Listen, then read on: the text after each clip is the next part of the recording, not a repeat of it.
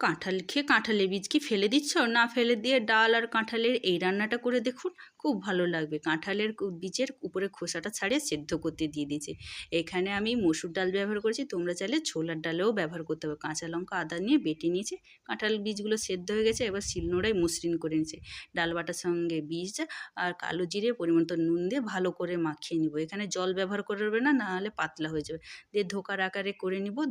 এবার তেলে এক এক করে এগুলো ধোকাগুলো ভেজে নিব। ভাজা হয়ে গেছে, কড়াইতে চিনি দিয়ে, চিনি যখন লাল হয়েছে এলাচ ফোড়ন, লঙ্কা ফোড়ন, তেজপাতা ফোড়ন দিয়ে উপর থেকে আদা, হলুদ, লঙ্কা দিয়ে ভালো টমেটো দিয়ে ভালো করে মশলাটা কষিয়ে নিব। কষানো হয়ে গেছে, উপর থেকে আলু দিয়ে দিলাম।